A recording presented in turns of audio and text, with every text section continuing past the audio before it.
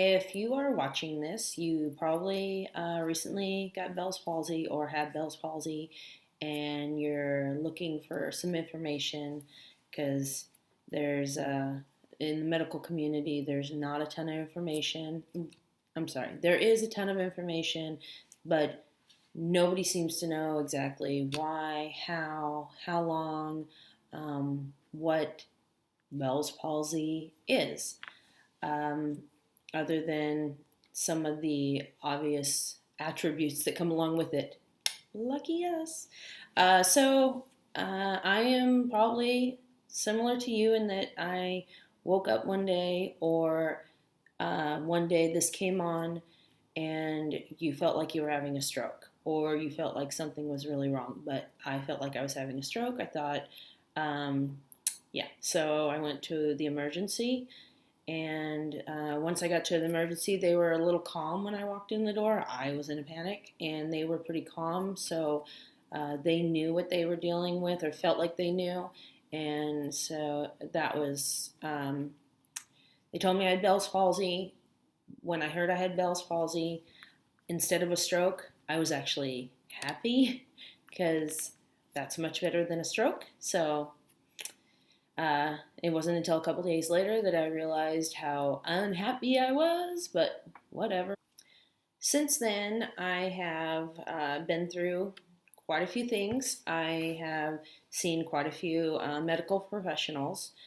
I have seen, of course, the emergency room doctor, my general practice doctor, an eye doctor, a chiropractor, a physical therapist, um, an acupuncturist, an eye doctor. Well, I think I already said that, and a dentist. So I've seen a lot of medical professionals in regards to this, because I had a lot of problems in the beginning and was very concerned and was able to do that at the time. So uh, that's what I did.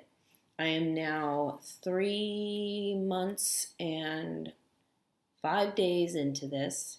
So that might sound kind of horrific to anybody who has just had this for a day or two. But it's not as bad as it seems. It's not great, but it's not as bad as it seems. From let me give you some information. I've got a lot of information. I want to get it in real quickly for you because I'm sure there's a lot of questions you have, and so I want you to be equipped with what I'm equipped with at this point. I got to the emergency room right away. I was prescribed prednisone, Vicodin, an antiviral, and was told to take Motrin, 3 Motrin, every 6 hours. Because with mine, I had a very severe ear, possibly infection and pain that ran down. It was hurt a lot in the ear, ran down the side of my face, down my neck, down my back. It was just very painful. I kind of was slumped over and just in a bad, bad way. Um, like I said, a lot of pain, and which doesn't happen with everybody, from what I understand. A lot of the symptoms don't happen to everybody. Most of them seem to have happened to me, so that's why I think that maybe I have a lot of information. So some of the other symptoms I had were my jaw. I think if I didn't mention that, sensitivity to light, ear sensitivity, sound, loud sounds really troubled me, or just sound in general. And I was tired. I was incredibly tired. And all those things combined right in the beginning. Like I said, the first day I was actually happy that I didn't have a stroke. And then by the second and third day, I was beyond miserable.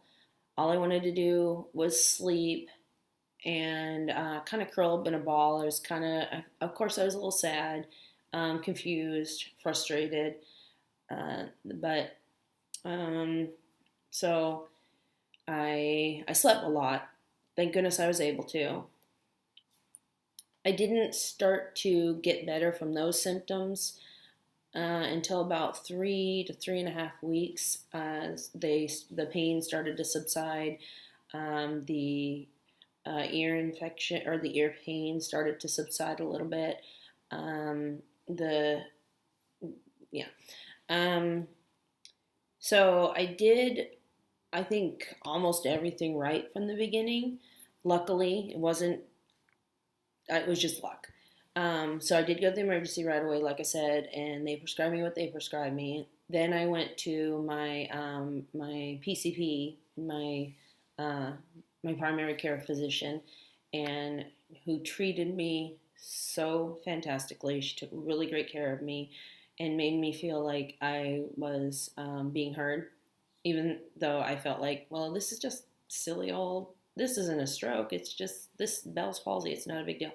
But she really took care of me. She continued my Vicodin prescription, which was great because I was in so much pain. She also gave me a drop for my ear infection. I had terrible ear infection, and well, just ear pain, but I think it was maybe an ear infection. Um, and then, the eye drops. She was she wanted me to take good care of my eye. She told me to uh, tape it every night, wear a patch during the day. I'm bringing sexy back.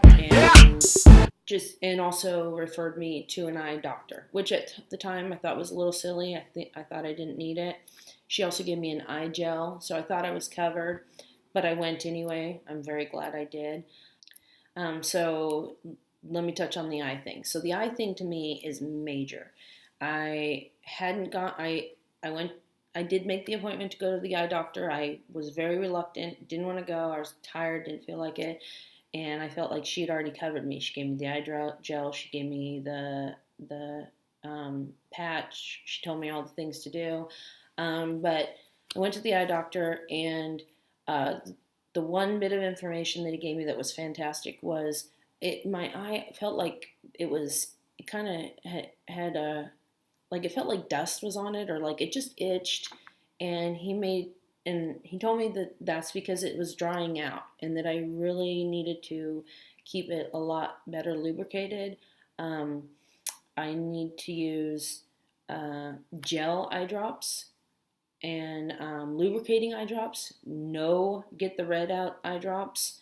Um, and so that was major because that has helped protect my eye. Because as you can see, it's been a really long time. My eye doesn't get a lot of lubrication. It doesn't even close. He helped me a lot. On top of that, so those two things I use.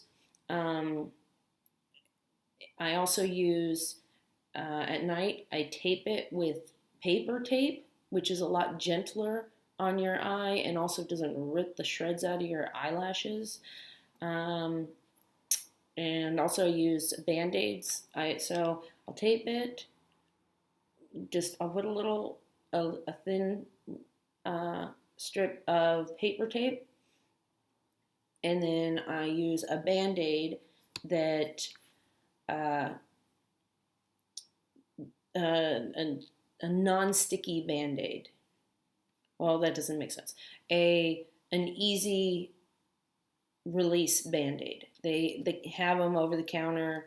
They don't have them everywhere, so you have to search for them. But they made a huge difference, so that every morning I wasn't just ripping this thing off my eye because I was doing that in the beginning. I made this huge patch, which many people will do, and to just cover the whole thing, and just I had my face patched like this for about 3.5 weeks, same kind of thing, and to where I finally was able to take it off. But that non-super adhesive band-aid, it stuck well at night, and it stuck, but then it would easily release along with the paper tape. It just made a world of difference from the pain and just all the ripping. And additionally, with the eye, one more thing I wanted to mention is, so yeah, my eye constantly runs. I have all the eye things too, it seems like. So it runs all the time. It kind of has it kind of droops, which I don't know the name of that. I'll look it up, but it's when you get older, your eye kind of degenerates and kind of starts to protrude. Well, the same thing happens with Bell's palsy, unfortunately. My eye drips all the time. My nose drips sometimes with that. I don't know if it's associated, but more fun eye stuff. And it took about a month before I could see any kind of stuff going on with the eye change as far as actually being able to close it at all. I can close it now. It's not a pretty picture, but I can close it. That's in the beginning it just was open the entire time. So that's been a nice change. That's been the change. The pain, like I said, has subsided. My neck and shoulder and jaw and back, those subsided after I went to an acupuncturist and a physical therapist. My acupuncturist, actually, he did not ever do anything with my face. He concentrated on my neck and my shoulder here, which relieved a lot of the tension and the stress that was happening and associated with it. And that's where he did electrodes, and he also did the acupunctural needles, which I would only do either of those things, of course the needles, with a medical professional, with an acupuncturist or a physical therapist. Do not do those things alone. I've heard of a thing called kinesis. I believe that's what it's called, which you can confuse your as the muscles start, or as the nerves start to reform, your muscles get confused. And I don't know enough about it. That's something you'll need to look up on your own, because I haven't had it. Knock on wood. Thank heavens, because that's just one more thing I don't need. I did go to a chiropractor, but it really didn't do anything. So maybe for some people it does. It did not for me. And let's see, the dentist was just good because things get caught over there. So okay, so like I said, I did start like most people in that I thought I was having a stroke, and so this is not a stroke, and so that makes me really happy, and it should make you happy too. I mean, it could be worse. There's far worse things in the world. This is a terrible, sucky diagnosis, but it's so not the worst. It's livable. It's fine. Not fine, you know. Okay, so as far as progression or what has happened, so about 3 weeks till I started to feel a little better. Oh, and my doctor also prescribed me after about 2 to 3 weeks. She prescribed me, because I was tired of the Vicodin. I did not want to be on that stuff. She prescribed me it's called gabapentin. It's a nerve blocker, and that helped me a lot. I'm 3 months in, and I now take none of those medications. I did everything I could to get off them as quickly as I could, but I didn't rush myself. I don't want to be on medications for a long time, and the gabapentin is not good for long term from what I understand, but for the short time I took it, it was good, and it helped me get off the Vicodin, which was major, and it reduced a lot of the pain. That was good too. So I made myself get up and out. It wasn't the easiest. I felt pretty awful. It looked pretty awful. I still look pretty awful. Luckily, I'm not an incredibly. I don't sweat it. It sucks. I'd like to be cuter. I'd like my smile to be better. But this is it. So I made myself get out. I went to events still. I went hiking. I did exercises. I walked. I tried to do all the things I did before as soon as I was physically ready to. I couldn't drive, actually, though, for about um, about a month because I couldn't see. One of my eyes was covered almost all the time, and even if I uncovered it, it was still kind of blurry. It still is kind of blurry for a couple reasons. Um, One being that there's almost always a tear in it, or I'm doing an eye drop in it. Two is just the sensitivity to light. I think I don't know, but it's not the best still. And so I'm doing everything I can to protect it because you don't want to lose your eye. So, like I said, I got up and out. I was asked to do a video or a push-up challenge from a friend, like not too long into it, and my instinct was to not do that, not videotape myself and put myself out in the public like that, looking like I did. But then I said, nah, whatever. This is it. This is my life. I got to live it the best I can with what I've got. Okay, here I am on day something, rocking the bells palsy for suicide prevention. 22 more push-ups. Here we go.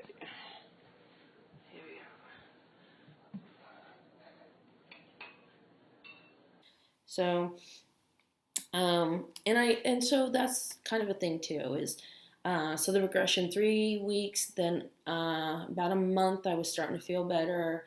I've talked to tons of people who either have had it or know somebody who has had it, and it seems to me, this is just an opinion, that men seem to heal far quicker. They seem to heal within 6 weeks to 3 months max.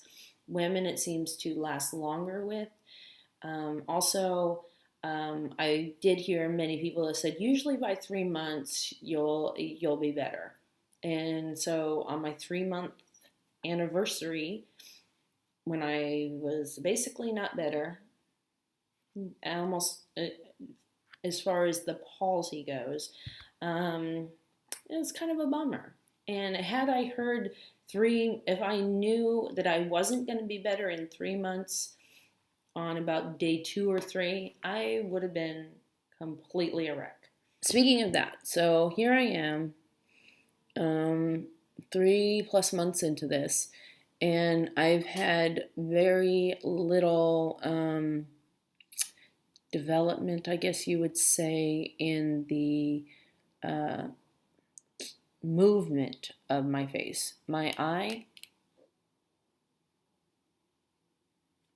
that's as far as it can go. So that's a bummer. If a lot of times I get people around me saying, who know me, who've been around me, say, it looks like you're getting better. You look so much better. You look like you're healed. And I'm not. I can tell because here's this side, and I smile. And here's this side,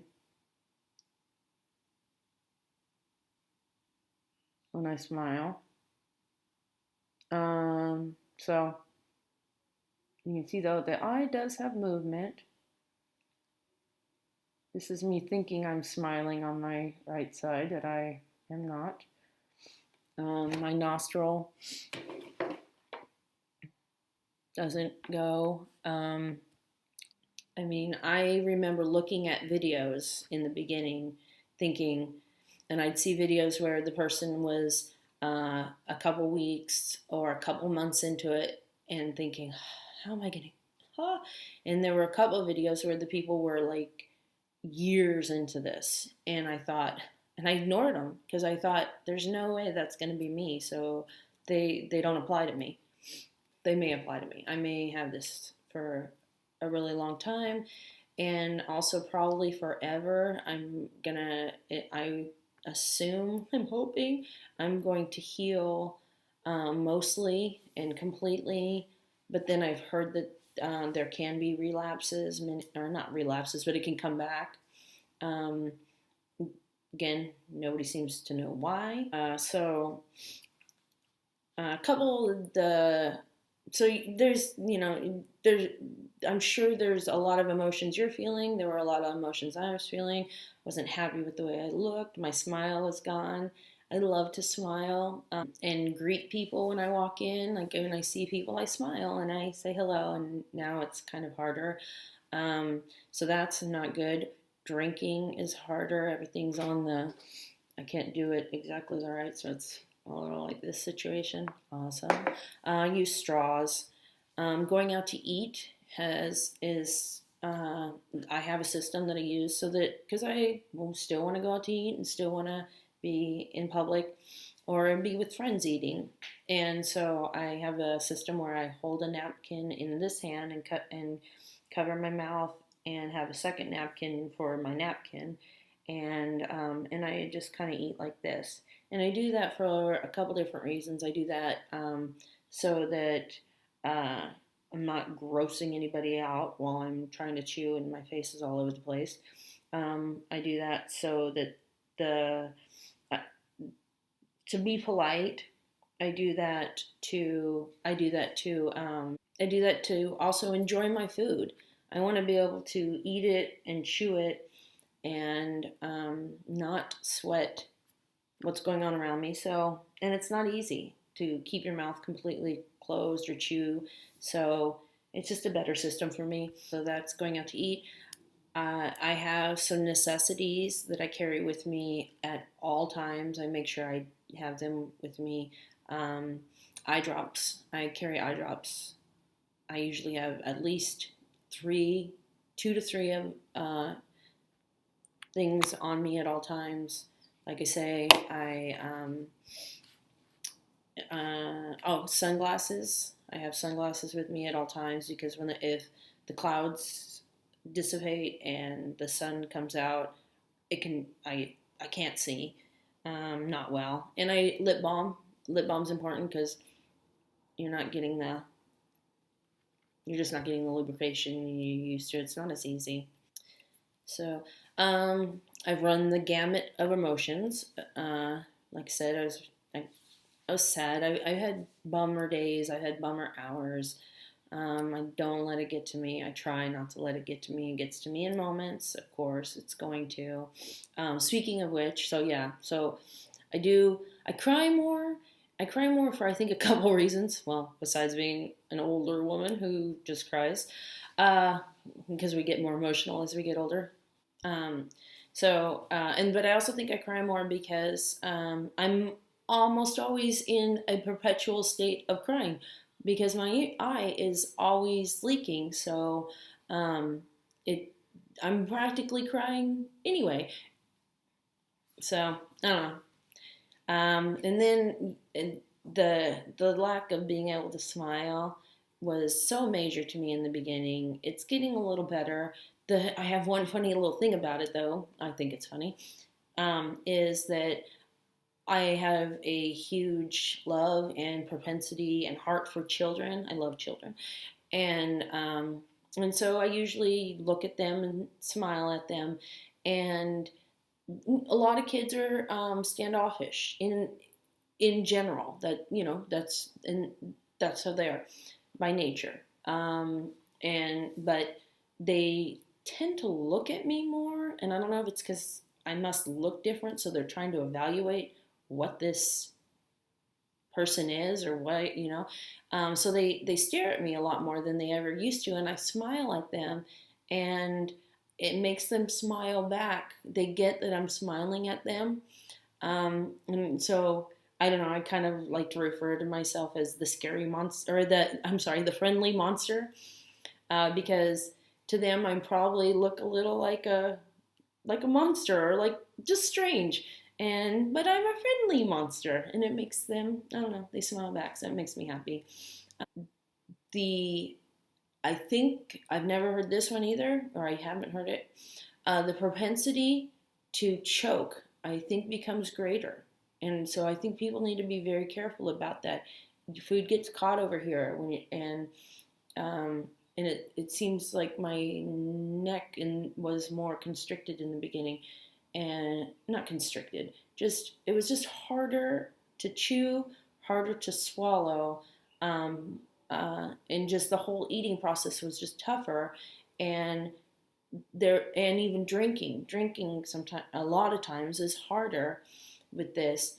And so I have gagged and had to spit up water, things like that, which doesn't sound pretty, but it's a scary thing. So be real careful about, be aware that you don't want to choke. So that's me in a nutshell. Just wanted to give you all the information that I've gleaned from having this for the amount of time I have, and by being able to see medical professionals. Get to that emergency room doctor, or get on those medications in the beginning. I've heard that's incredibly important. Take the cure you can right away. And know that there are many people who had it, know people, have a family member. So there's a lot of understanding. And, and there's not enough medical information out there. So we all just kind of need to talk and help each other out, and hopefully get ourselves further with this. Best of luck, and take care.